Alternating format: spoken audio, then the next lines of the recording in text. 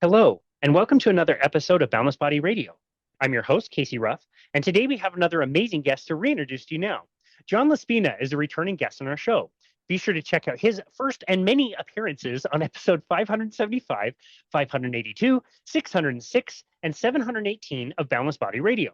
John LaSpina is a passionate educator and advocate for the power of ancestral animal-based nutrition. After transforming his own health through the carnivore lifestyle, John dedicated his life to teaching others the simple, profound truth that optimal health and vitality are our natural states when we fuel our bodies properly.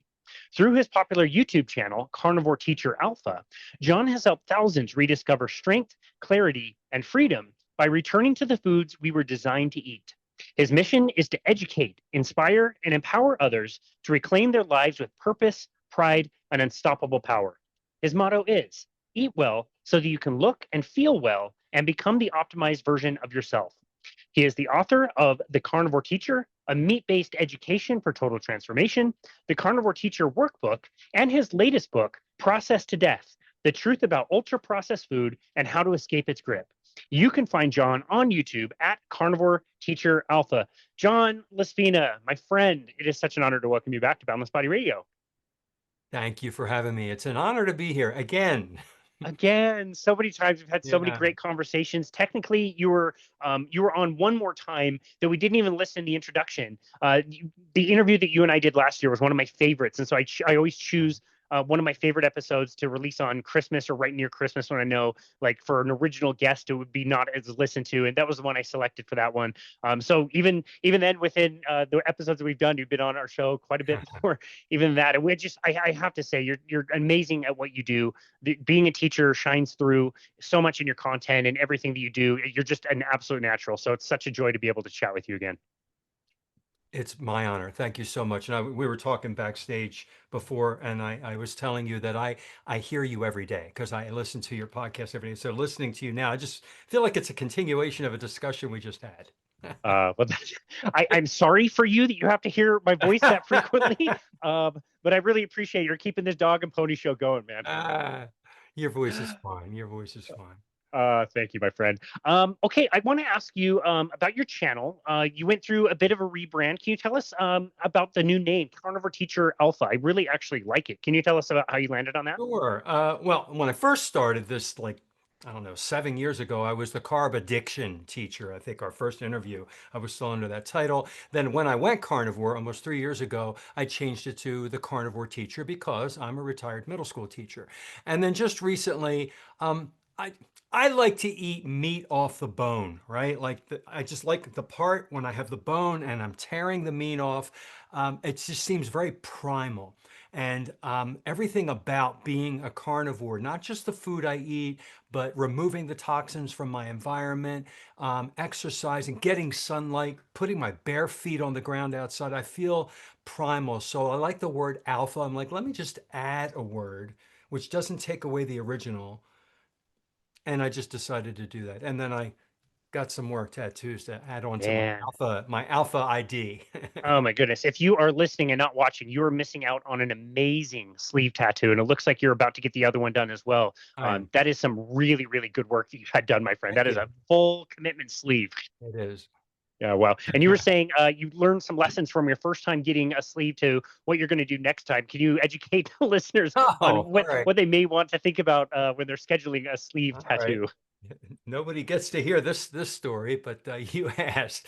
So I already had some up here. You know, I had some from before that I had darkened because when you get the new one, it's going to be darker, lighter. I wanted to be even. And I did this in 3 sittings back to back. So 6 hours one day, go back the next day, 6 hours, go back the next day, 6 hours. And it was real heavy on the healing. It taxes your immune system and you're really tired afterwards. And I thought, okay, when I get this one done, which I'm going to get in a month from now, I'm going to just do a quarter or a third of it and wait 2 to 3 weeks, do another third, wait 2 to 3 weeks. It's going to be easier on my immune system and just the healing because you scab up. You have a tattoo. I think you remember. It scabs up. You have to go through the shed. It's itchy. You go through all the little stages, and I just didn't want to be so hard on myself next time. Good call. Yeah, I've got two tattoos. So I've got a tattoo on my back, which is a bicycle chain ring, and my original tattoo is a Live Strong on my arm. And it hasn't aged well in more ways than one because first of Some. all, like the yellow is completely sun faded. You can't even tell where the yellow was. And secondly, obviously, most people know what happened with the Lance Armstrong saga and everybody finding out about doping. Now, I did this for the intention of my mom sending me my very first Live Strong band as she was going through cancer, and a letter that she wrote me explaining how important the movement was for her. So the meaning is still there. It's for my mom who passed away of cancer almost 20 years ago. But yeah, it didn't age well in more ways than one. And then also I remember as I was asking somebody, who had a tattoo before getting my tattoo, like, does this hurt? What should I prepare for? And I remember him saying, like, it's just really annoying. It's like if you were to take, a butter knife or something and just scrape back and forth on the same place and you'd just be like super annoyed. And I felt like that was just about the best way to kind of explain it. It's not like a pain that's super acute, but it gets a little old and annoying if you've been doing it long sitting for sure. It does. And if you do it back to back 3 days in a row, it intensifies that. Yeah. That's another Yeah. reason I'm spreading it out on the next one. The point about the immune system makes a lot of sense. I hadn't And that's considered that. So thank you for educating us about tattooing 101 when it comes to sure. sleeves. I want to revisit your very first book, Carnivore Teacher. What has been the response since you put that book out? Are you happy with the way things have gone? And yeah, what was the experience like of getting that out there since we last spoke? Yeah, that's my very first book. This is my copy here. The response has been great. It's so great that it's on eBay now. It's being resold. I was looking on eBay and let me type in the name of my book, and it came up with two different people reselling it. First, I thought, should I be offended? Somebody's getting rid of my book on eBay, and then I looked that up. I Googled that, and it said if your book makes it to a secondary or a third sales place, that's a good sign that it's being used, it's being read, it's being resold. So I'm getting a lot of, and I could tell by my numbers when I pull up my data when I go into Amazon that it's being received very well. So that's why I decided, hey, that was kind of like my test book. I know how to write a book now. I'm really going to buckle down and write a thicker book, one that where I can really pour my heart into it and go in detail a lot more. Yeah, that's amazing. Yeah, the first book looks like what, 150 pages, Yeah, and the second yeah, book maybe like 250, 300. yeah. Hmm. Quite a bit bigger. Yeah. Hmm. Okay. Well, I'm really glad that the first one took off as well as it did because, again, the way you present information is really great. Before we move on to your latest book, can you tell us about the workbook and why you included that as well? Oh, sure. And I'm not doing it with the second one, but the first one, I'm a teacher. I'm used to writing curriculum, right? And writing worksheets. So I thought, let me take the information chapter by chapter and do that many chapters and make a workbook so people can actually apply the concepts from each chapter. Applying meaning you read the question, you write how you do this in your life, list 3 things, 4 things, and so on, and then you have it written. You can tear the pages out, you can do things with it. I don't have a copy of that to show you right here, but I tried that, and that one's not selling as well, but it sold a few copies. And I went through the process, and then I also did my first Audible with this microphone that I have right here. So it's right here where I'm sitting. I did the Audible and went through the stages of getting that out. And man, was that a headache, but I learned how to do that for the second one. Amazing. Yeah. No, well, you did a great job, and that's the way I consumed your first book. Was through the Audible, and you did a great job reading it. Your voice is really good. Your intonation is really good. And then just feedback from the workbook. Maybe it didn't sell as many copies, but I'm sure you got great feedback for the people that took it and actually like wrote it in and followed it. Um, I didn't get feedback on that, or maybe I'm not looking for the feedback on that because Got it. I've been so busy doing the other books. But maybe I'll check into that and see if I'm not getting. What I need to do is ask people to write, like you wrote this wonderful review for the Audible, and I thank you so much. It was just this raving, shining review. I need to ask people to leave a review. And that's how it gets resold and rebranded, and how people see it more. So maybe I Yeah. need to do that with a workbook as well. So important for everybody out there that's listening or watching. Be sure to review the things that you really value and love. It really doesn't take that much. You can do it on your phone while you're out on a walk. And if you just like pick one thing a day to like review and leave some love for, it really makes a big difference for people out there. So I really like that. I love studying stoicism And I have for several years. And this is the second time I bought this book, but this is called A Handbook for New Stoics. It's another workbook that, takes a concept every single week and has a lot of great information from the Stoics. And then you have to write things down, lessons you're thinking about. And to me, it makes a big difference to put some intention behind things. I'm not the best at journaling without a cue. Like I wouldn't just sit down and like write a book the way that you do, Right. but it's nice to have the cues. And I'm sure the workbook is very helpful for a lot of people out there. So again, if you're listening, be sure to review John's book and review the workbook if that's something you purchase as well, because it does make a big difference. So thank you for sharing that. And again, before we get into the new book, update us on your carnivore journey. Are you still carnivore? How do you practice these days? Any side effects or anything that you've added back in that isn't 100% quote unquote like carnivore, but you still consider very much part of the carnivore lifestyle? Okay. Coming this January will be 3 full years that I've been pretty much, they say 70% of animal-based products or more is considered hypercarnivore. And I think I'm at like 95, 98% because I do use mustard sometimes or whatever. But I've been carnivore that long. I had that kidney stone a while back when I was keto. And since then, I have been dumping oxalates in waves, but each wave is much less dramatic. I just feel a little ache here and there. I know it's oxalate dumping. I'm still doing it.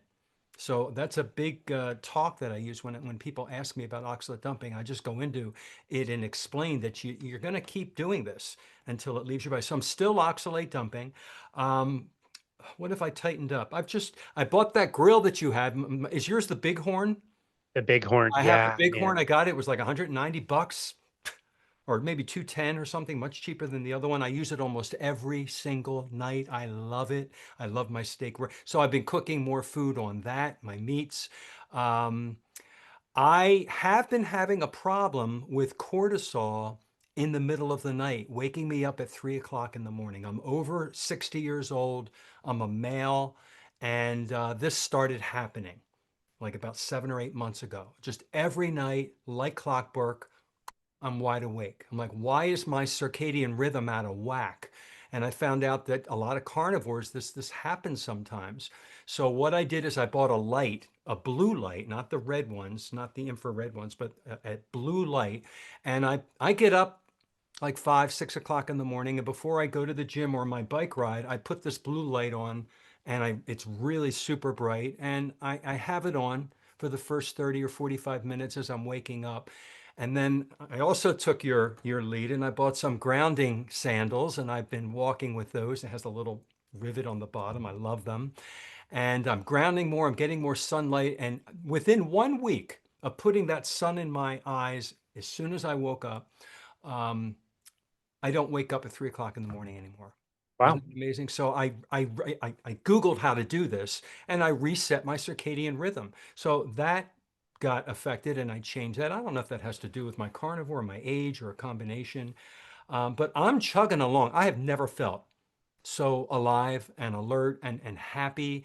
I look at other 60-year-old guys my age and I just feel like Superman. I feel like I'm in my Yeah. 20s.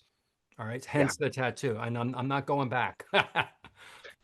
No, and we've hung out in person at Hack Your Health 2024, and yeah, you don't look like a 60-year-old at all, or 59-year-old last year. Like you've got so much vitality and energy, and you're super fit and very friendly and happy. I just noticed that in your temperament. And I was going to ask you this at the end of the conversation, but since you mentioned, I'm going to ask you now. There's a bit of a trend in our community where people who have been long-term carnivores, been promoting carnivore for a very, very long time, are starting to kind of leave the community, and they're being very loud about that on social media. And I'm getting a lot of questions. People that have been carnivore for, a decade plus, and now are leaving and saying like, oh, I missed the fruit. One of the things you mentioned, hormones, is one of the top things I hear about people who have been carnivore for a while. Maybe their hormones feel like they're out of whack, or it could be thyroid, it could be a weight loss stall. I hear all of those every time. And they added in carbohydrates, namely honey, fruit, white rice, and they start to feel a lot better. What do you think about that? Like, do you have any comment or observation about that? It's an interesting trend, and I've seen that too. And I made a video about this, but I was kind of responding to a Dr. Robert Sivas video in my video because he highly recommends that you add carbohydrates back in to get your A1C because you're not sensitive. Apparently, you've got to be more sensitive to carbs, and I refuted that in my video that we didn't do that hundreds of thousands of years ago. Our ancestors didn't need to just add carbs, and we didn't even think about it. We just ate meat, fish, and eggs, and we exercised because that's what we had to do thousands of years ago.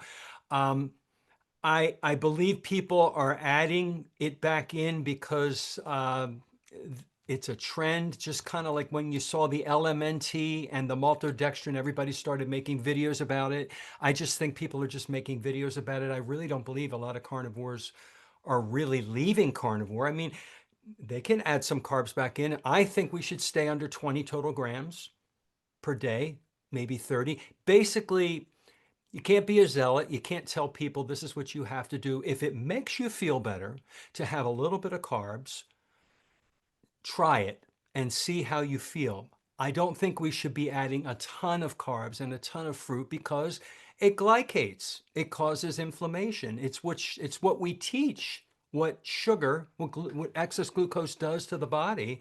Why do that to ourselves? Remember a little while back, people were talking about the sugar diet.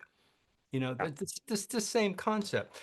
Now, one of the things I learned when I was looking up for cortisol for me waking up at 3 a.m., one of the suggestions was right before you go to bed or 30 minutes before, have some carbohydrates, a little bit under maybe 5 or 6 grams, so that your I guess your adrenal glands, your body sees that, your liver sees that and doesn't want to make cortisol because it has a little bit. I mean, I really don't know the science, but if it basically, Casey, it boils down to, you know, people are doing it. If you're adding a little bit and you feel better, go with it.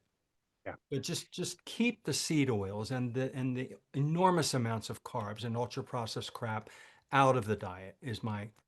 recommendation. No, I love that. And look, I don't think either one of us are here to yuck anybody's yum. If something is working for somebody, I think Right. both of us are all for it. I also will go back to what you said earlier, where we both have a similar or the same definition of a hyper carnivore in nature. We don't need to worry about if somebody's bringing in more carbohydrates. If it fits underneath the 25% or so plant foods, like sure, whatever fits in there, I can still call you a carnivore and not get too worked up about stuff. But it's so again, I see and I want people to have success if they do other things. But then, I've been talking to Courtney Luna. We just recorded an episode, and she said, she saw the same thing. She got confused by it. She brought in carbohydrates again. It reignited her carbohydrate kind of addiction, and she's up 20 pounds, and she's Yeah. trying to get that off again. And so you hear it of all kinds, and that's what I get concerned about when certain influencers are saying bring this back and it's going to be amazing. I don't know. It's tough. It's a really tough one. I think your suggestion is really valid. Like if you're not feeling optimal, maybe if you want to try a little bit, start really slow, pay attention to how you feel, be very honest with yourself, without going, full swing into something like the sugar diet. You know what I mean? Yeah, absolutely. I think we need to just, you mentioned this. You mentioned this a lot in one of your videos. You talk about this person who, I don't know if I'm going to get it right, help me clarify. A person who, if they add a little bit back in, they go into, I don't know if they have a mental issue, they go into depression, and they have to do it. They have to keep their carbs at a certain amount, or it just pushes them into manic depression or something like that. I forget what your example was, but everybody's different. That wouldn't do that to me, but it's going to do that to this person. People who are super hypersensitive to certain things, the celiac, whatever the issue is, they know they can't have any, and maybe this person can have a little bit and it's fine. So it's actually a good thing to try. Try things, observe your body, learn a lesson. The best lesson in the world is by making mistakes. And then, okay, I'm not doing that again. Man, I put that in. Holy crap, for the next 3 days, I felt this way. I learned. I'm not going to do that anymore. Good Yeah, lesson. great advice. Yeah. Great advice. I love that.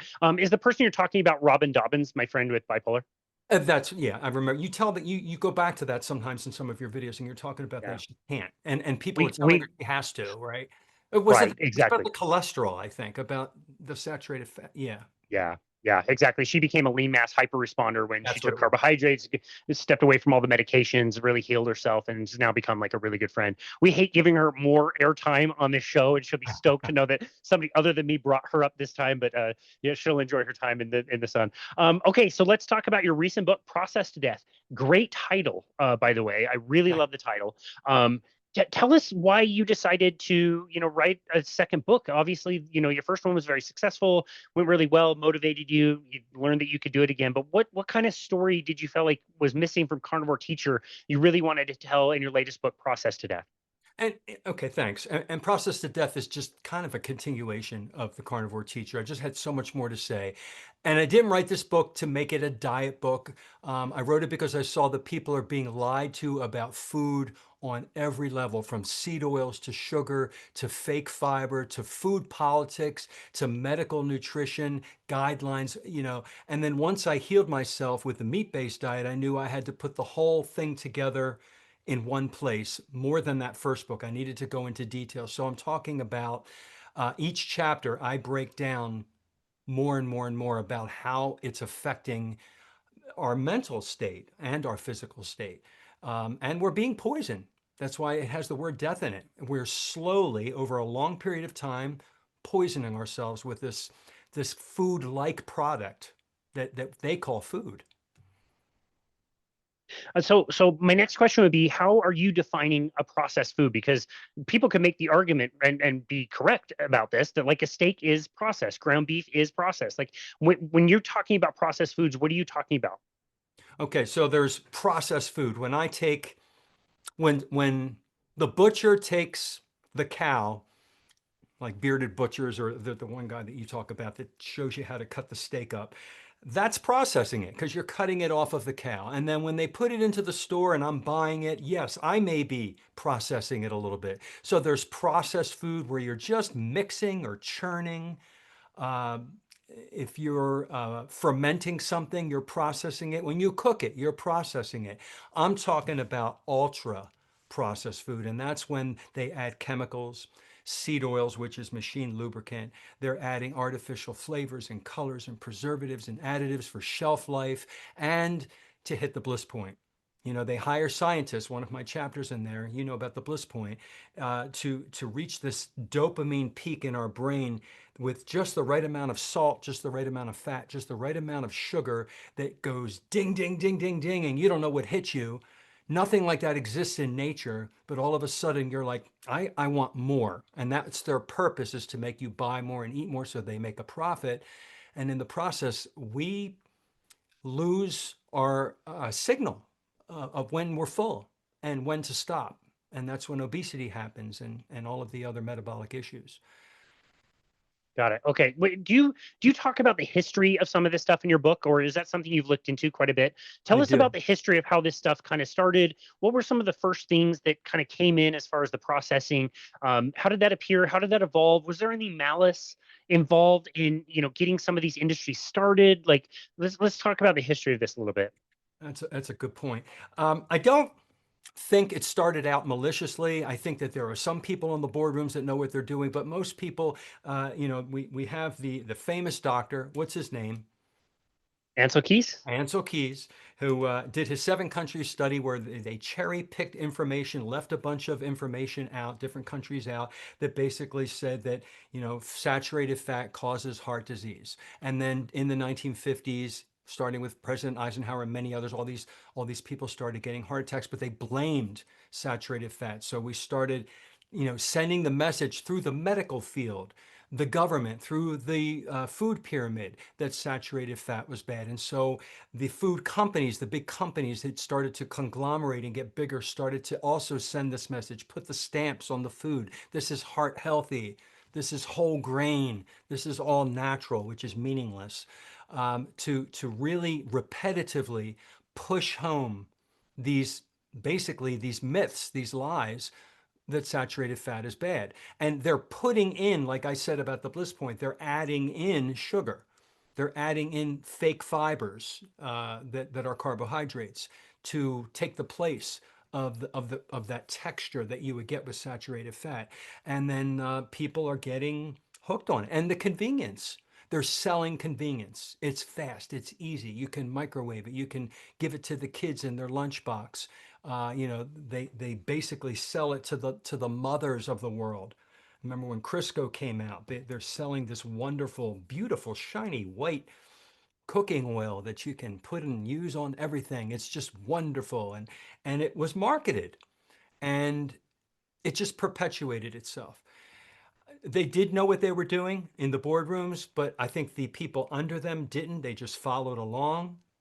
It's so hard to really articulate how this became what it is today. But it's this big monster today that's very hard to define. And if we make it simple and just say it's ultra processed and we define what that is, and then we can say, just avoid it. Yeah. Okay.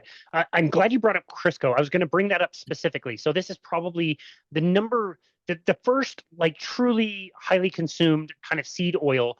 There's evidence that different oils were used to cut like olive oil, back in the day, and it kind of made it into that. But Crisco in particular, as I understand it, it was released in 1911. There was a lot of marketing around it where they would send cookbooks to the mothers of America. But also the way I understand it is that the fats and the dairy world in particular at that time was really problematic. Like they were trying to make, fats in factories. Maybe there was pollution, or people were getting sick from it, and it wasn't like natural dairy as we kind of know it. It was kind of like dairy meets the industrial revolution, and it's really kind of messy and it's not like working this well. And so the way I understand it is Crisco was kind of promoted as like this was made in a steel vat. It's really clean and white, like you said. It's got a shine on it, and so I see that, and I think like, yeah, maybe there wasn't a lot of malice then because they couldn't have known what the long-term health effects of something like that were. Of course, you could say like, you're taking cotton seeds that are going bad, going rancid, and you have to go through a process to make them. And you could probably deduce this maybe isn't the best thing to be putting inside our bodies. But, to give them credit, maybe they didn't know at the time and they just did a brilliant job marketing a product where the alternative, the more natural alternative at the time, maybe was something worse.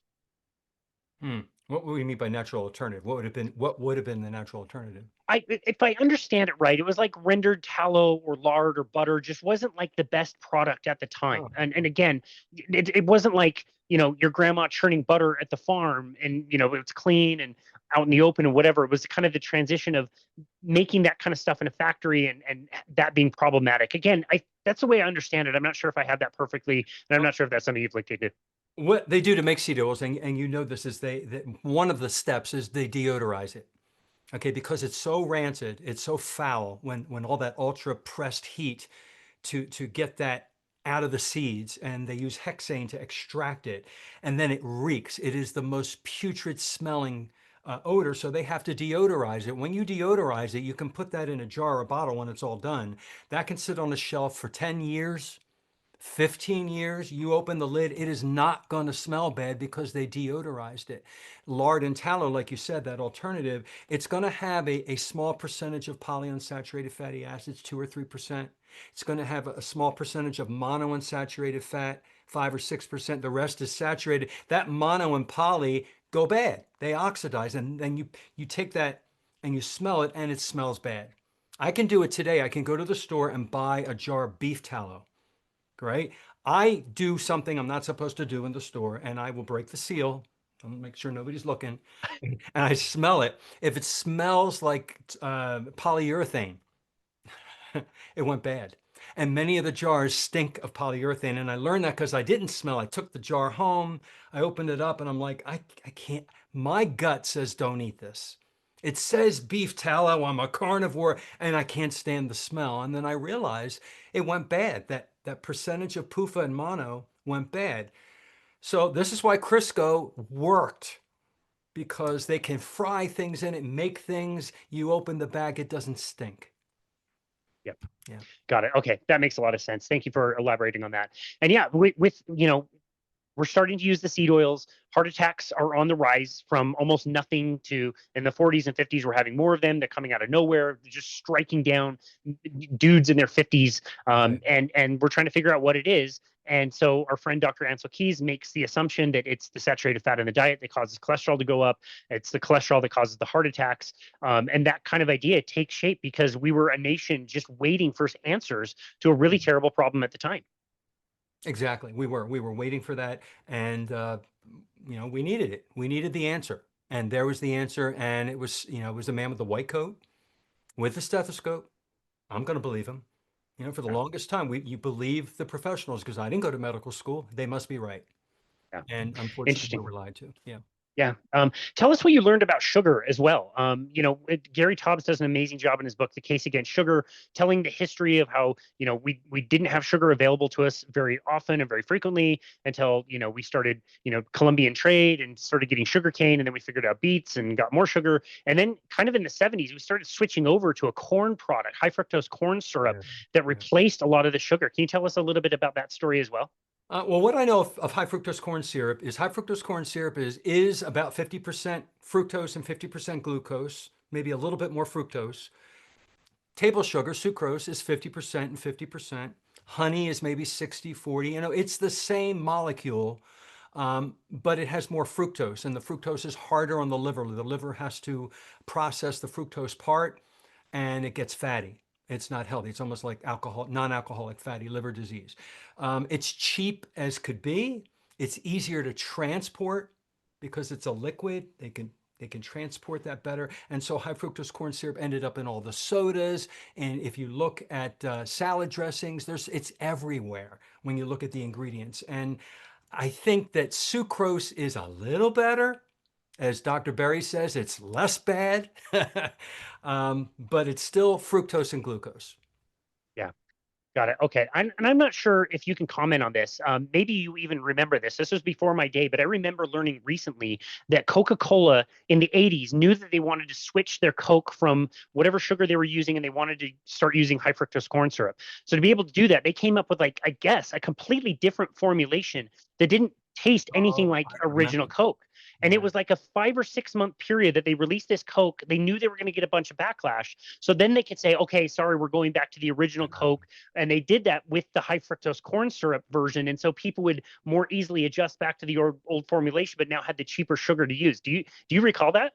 I remember that, but I didn't know that's why they did it. I don't think none of us knew that's why they did it. It was all planned. Yeah, I do remember that though. And my soda of choice back in the day was Dr. Pepper. Oh Okay. man, I love Dr. Pepper. I put it on ice cream. Yeah. Yeah, and you're talking about Bliss Point, like Coke. Dr. Pepper is another one that has that. It also has more sodium than I think people realize, which goes back to that Bliss Point. It's Mhm. why my cyclist buddies would just chug Cokes in bike races. It's got the sugar, but it also has that kind of sodium component, But and not too can be much. But not too, they just know if enough. it's just a little too salty, you won't like it. If it's a little too syrupy, you won't like it.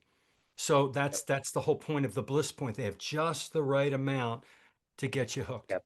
Yeah. Okay, perfect. Let's talk about that specifically. Let's talk about the food companies. I believe you're an expert in this. Talk about the food companies and the addiction model. Maybe we could talk about how the companies that were owning all the cigarettes and producing, tobacco products then acquired a lot of the food companies and started running those same addiction models. Can you tell us a little bit about that from the amount that you understand? Yeah, they absolutely did that, but we didn't know they did that, obviously, because at the time we didn't know that the cigarette companies were doing that to people. All right, my mother smoked, my uncles smoked, everybody smoked. They had the ashtrays in the house. I grew up in the 70s. It was smoking was part of everything, and when I was a little kid, it was on the commercials on television. They took them off of TV around 1971, so I kind of remember how invasive the commercials and the smoking was. And when that got cleaned up because of lawsuits and the Surgeon General, they started losing money because people started quitting. People started getting healthier. People started realizing this is why I'm coughing. This is why Aunt so and so got emphysema and lung cancer. So they had to do something quick. And so they switched over and, Mondelez, Kraft, Heinz, these Coca-Cola, Hershey, these companies are now owned by Philip Morris. and some of the other tobacco companies. They're monster conglomerates now. They've all joined forces, and they're using the same uh, models for advertising to first get the kids in the Saturday morning cartoons. All of the cartoons that I watched when I was a kid, it was all about Fruity Pebbles, Cocoa Pebbles, all the candies, all the cakes, all the good stuff. And it's basically doing the same thing for smoking. We are Mm. going to advertise this to death, and we're going to get people to buy our M&Ms, to buy our Skittles, eat the rainbow, and all the models, all the mottos, all the jingles, all the songs that we have memorized in our head. They're ingrained in us. They did that with cigarettes years ago. People used to hum the cigarette commercial tunes. Well, now we're humming the junk food commercial tunes, and people don't know it. Yeah, You- it's really interesting. Yeah. Okay, there's something else I'm curious about. I don't know if you write about this or not, but we're recording this episode. It's been a few days after Halloween. The people that I talk to who eat Halloween candy say that it tastes like absolute trash. Like it doesn't even taste the same that it used to, and it's more like waxy or more chemically. And I Oh, noticed that kind of trend in a lot of different food products where I would assume if I go back, 30, 40 years and read the ingredients on cornflakes, for example, I imagine there would be far less ingredients, and it's probably not the best thing for me to be eating.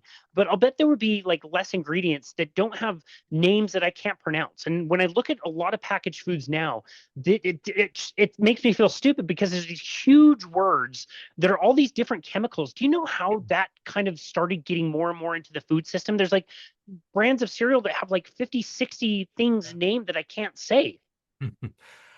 I noticed that too. And if you've seen the memes, I think, on Facebook and everything, where they show this is cornflakes in America, this is cornflakes in the United Kingdom.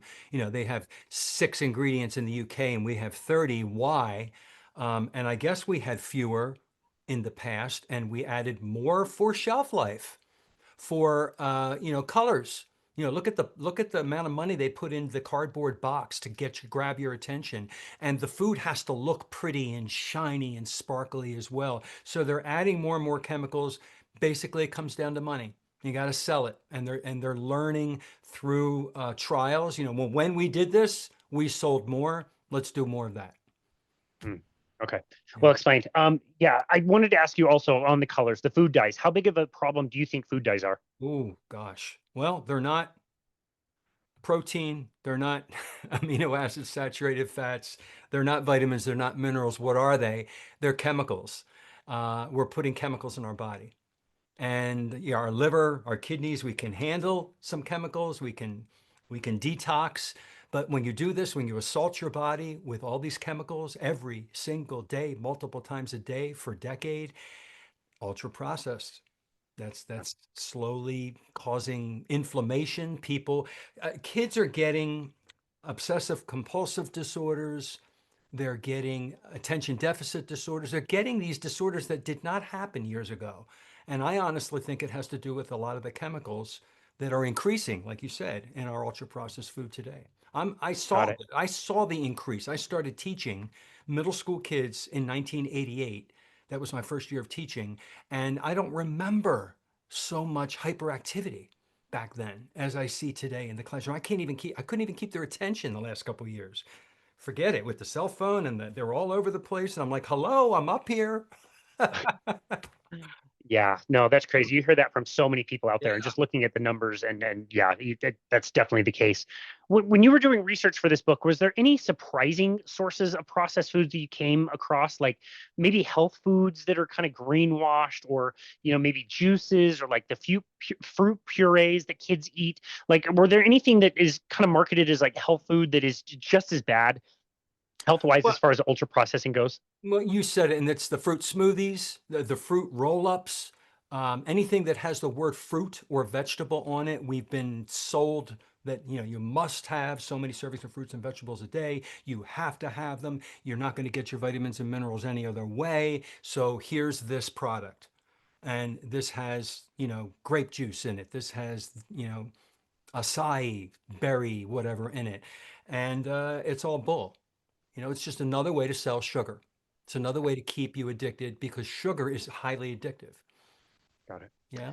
Yep. No, I agree. And I look out in the world and I want to have a lot of hope around this that people can figure it out.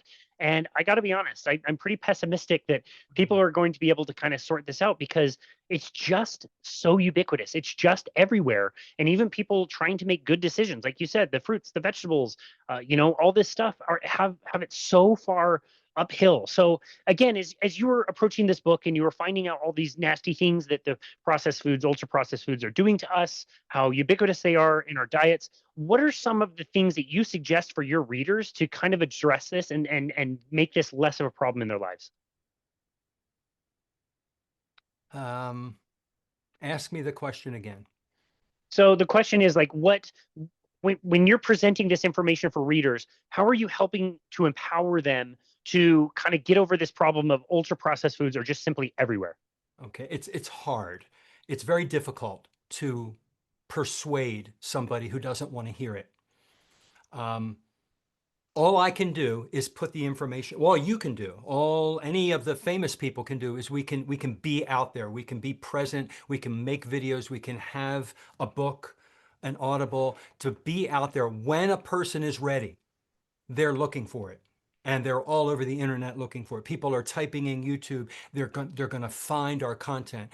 But for me to go up to somebody and persuade them, it's the same as, you know, the Bible. All right, let me have you come to Jesus. You have to accept Jesus as your Savior. Here, listen to me talk. You can't do that.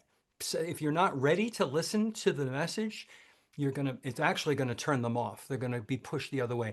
And many of my relatives and friends don't want to hear me, so I don't spew that. I don't talk to them about it unless they ask. Yeah. And I just really think people will find it when they are ready, but we have to put it out there so it can be found. Yeah, true. That's a really good point. I love that. A good reminder to all of us who want to go out and proselytize the good Possible. news Yeah. of, the good news of the diet to others. Mistake most of us have all made. So we can assume that the person listening to this, at least if they listened this far, they Mhm. probably have gone through this or they are ready to go through this and start to get the processed foods out. What practical tips and tricks can you help people who are motivated and who do want to step away from this issue? To find a few YouTube channels. YouTube's a great place to start because some people don't like to read or Audible. If you put on a YouTube, we all have access to the internet, most of us, and you can pull up Dr. Ken Berry, Dr. Sean Baker, um, Professor Ben Bickman, Sally K. Norton. There's so many videos teaching us about this. And just start.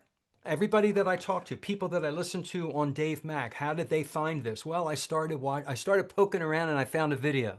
That video led to these videos and this person and that person, and they go down the rabbit hole and they start learning. And I think back of when I started. If you spoke to me, Casey, about 10 years ago, I had none of this knowledge. None of this knowledge. I didn't know any of this. I didn't know what the word leptin was. I never heard the word keto before. So people have a learning curve that they have to overcome. And you do that by just starting to watch some videos or buy some books. Yeah, Yeah, no, you that's have a great idea. Have you noticed a difference in the long-term success for somebody that wants to do this like overnight? They learn about this, they want these foods out right now. We're gonna, invade the cupboard and get rid of everything and start from scratch versus the person that does this a little bit more gradually. All right. So sustainability. This is the most sustainable way of eating because it's our ancestral way of eating. It's the way we as humans are supposed to eat. That means it's easy, and we can do it effortlessly, and we're satisfied, and we're nutritionally, being fed what we need. There's two kinds of people. There's the person who jumps right into the pool, freezing cold, just let me get it over with and jump in.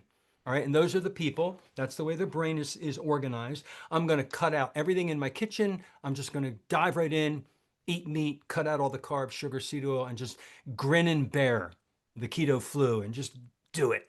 And some people are successful and they push through everything and they come out 90 days later and they're never going back.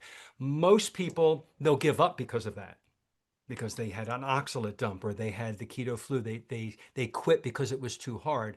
And most people they go in very slowly. And I'm going to start first. I'll take out all the seed oils because they're not hard to take out. And then you slowly remove the ultra processed food, the fruits and vegetables, and you slowly transition, which is more sustainable. You give your body a little time to adjust. Think about, drug use. If you take a drug addict and you just stop the drug suddenly, they're going to go through massive withdrawal. So, Could die. ultra processed food is a drug, really, with all the sugar and stuff. So if you slowly take it out, it hits your body a little easier and you adjust. 90 days is that sweet spot, 60 or 90 days, and then you're like, whoa, I'm not going back. This is amazing. I've lost weight, my back pain, just all these wonderful things happen. And then you start really just you charge at this diet like a maniac, and you start learning and doing so much more, and you become an advocate for the proper human diet. But when you first start, you're making mistakes, which is a good lesson. Oh, let me try this. Oh, that didn't work. When I first started, I didn't do it right. I made a bunch of mistakes, and then I watched a video. Oh, wow, I'm not supposed to be eating that. All right, let me take that out tomorrow. That's how we learn.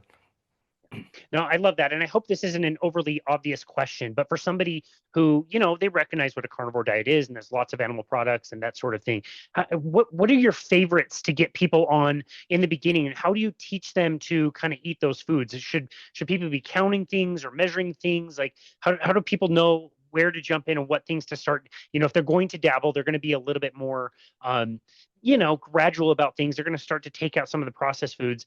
By the nature of it, it means you've got to eat something, you got to eat something else. So what are the things that you kind of coach people on as far as like, these are the foods that you should eat and this is the way you should eat them? Eggs, ground beef, ribeyes.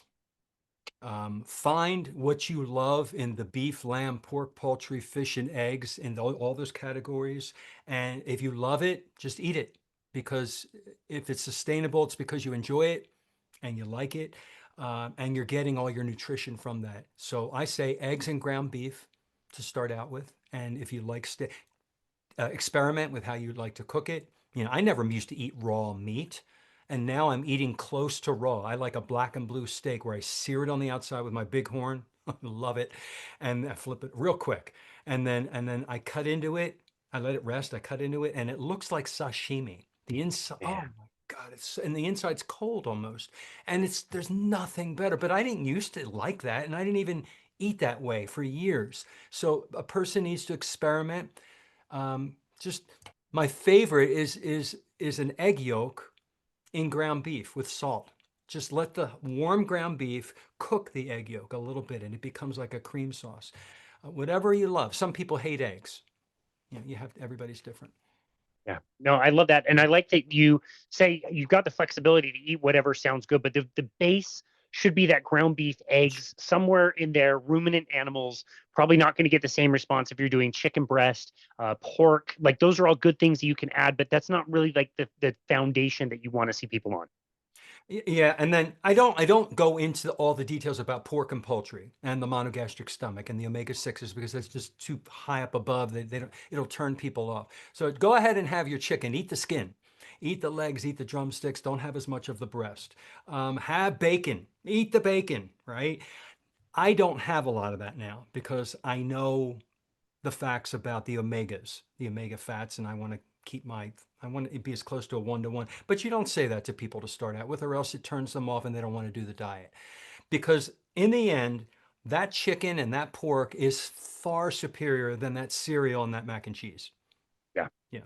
Yeah, totally agree. And then just on the practical level, like you and I have been in this space for a long time. We've seen a lot of people doing this. We've helped a lot of people do this. You just don't see that somebody is like eating exclusively bacon. They're eating exclusively chicken breast. Like nobody does that. It's like a garnish. It's something you have when it sounds good and you have a little, but most people end up gravitating towards the other things that you mentioned already, the red meat and the eggs, when somebody can tolerate eggs or not. So it's just one of those things you just never see be a real issue for people. Yeah. Yeah. It's not really an issue. We don't Yeah. just eat like the people they show that eat the whole stick of butter. Nobody really does that. You They're don't just do that. doing that for the video. Yeah. Yeah. I've had a bite of butter from time to time and it's really tasty and I've never eaten a whole stick and I don't know anybody else who has ever done that. So Right. yeah, I'd like that you brought that up.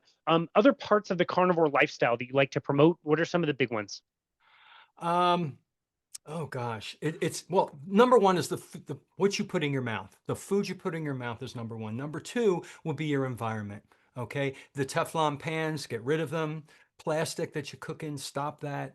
Um, the deodorant that you put on under your arm, the lotions you put on your skin for women, the makeup they put on. There's all these chemicals that we can very easily just take out of our lives. And we don't have to do it all at once. You can replace things little by little. It makes a huge difference in the big picture when you take out all the toxins. And there's a lot. I did a video on a list of all the toxins other than food that you can take out of your life to improve your, even air fresheners in your house and candles that are burning. And there's so much that you can do that people don't think about that improve your health. And I call that part of the carnivore lifestyle as well, even though that's not food. Yeah. No. What about exercise? Oh, exercise. We have to move. We have to move our muscles. We have to, you know this, you're the specialist on this. uh, I go to the gym almost every day. I try to work every muscle group. I listen to different videos and learn. I think, I don't know if it was yours or no, I think it was Dr. Chafee on one of them. I listened to the specialists. I was doing it all wrong. I'm like, oh, the next day I went in and I changed what I did. I didn't work out to failure. This guy talked about not working to failure, but doing more sets and less rests. And, just I love learning and applying new information.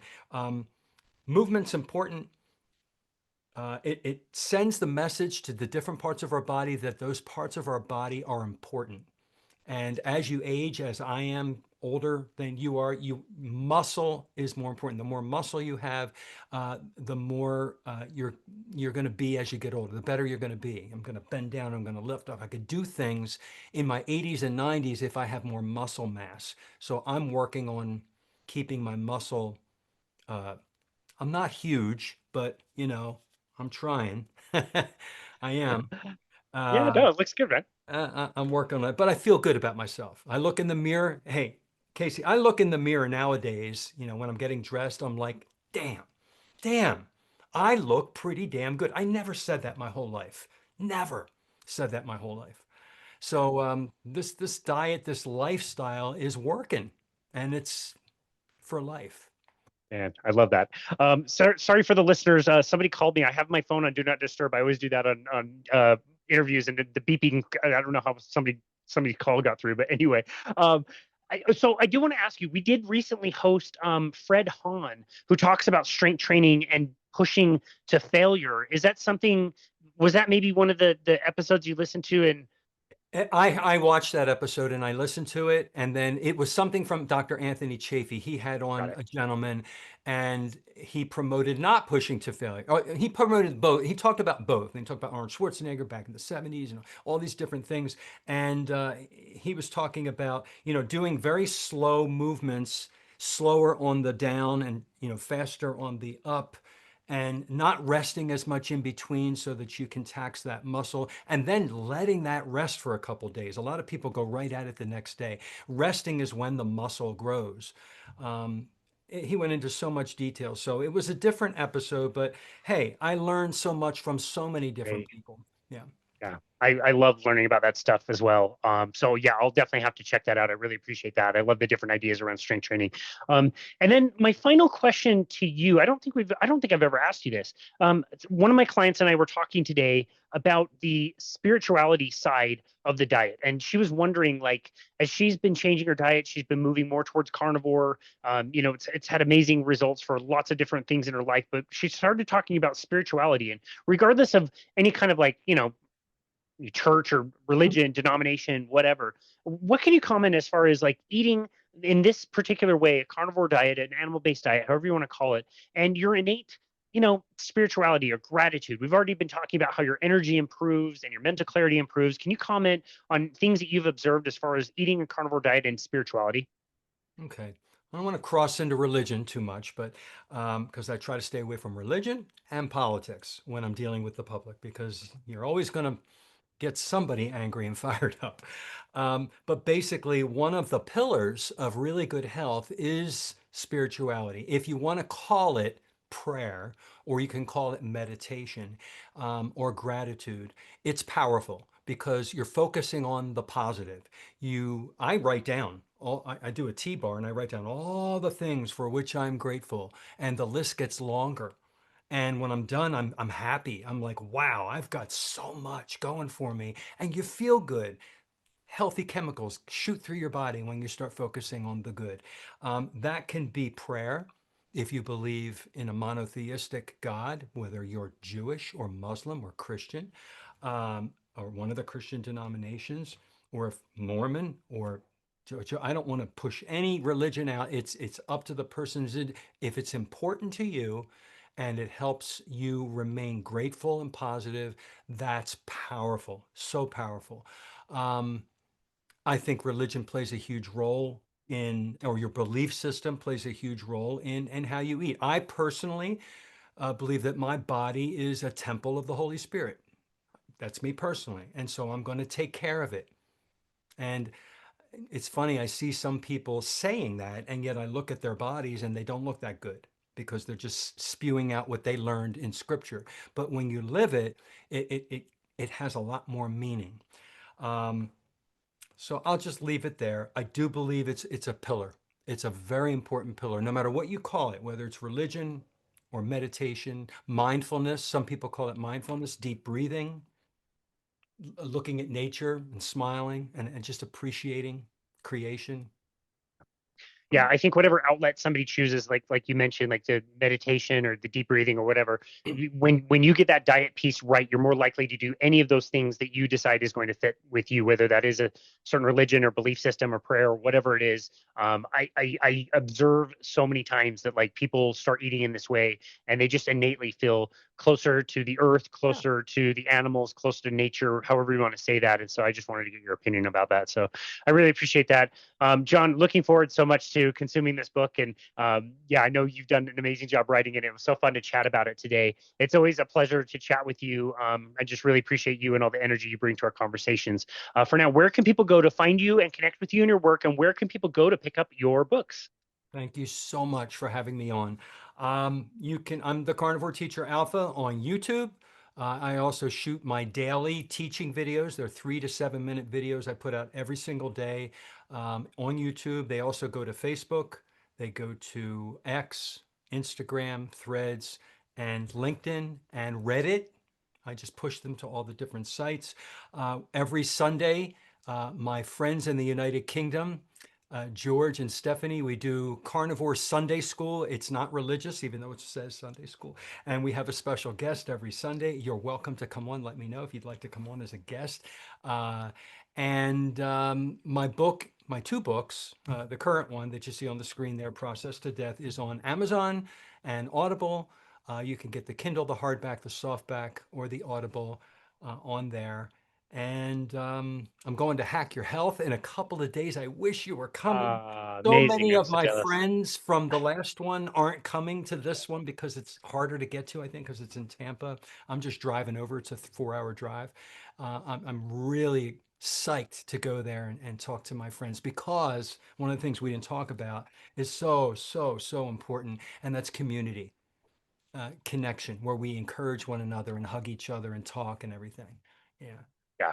Oh, that's amazing. Give everybody big hugs for us while you are there at Hack Your Health. That sounds amazing. And you will not find me in a Sunday school, let me tell you, but that sounds one that I would love to Okay. be a part of. So, John LaSpina, thank you so very much for everything that you contribute to this community. And thank you so very much for being on our show again today. We really appreciate you. Thank you so much for having me, Casey. Absolutely. It was such an honor. And this has been another episode of Boundless Body Radio.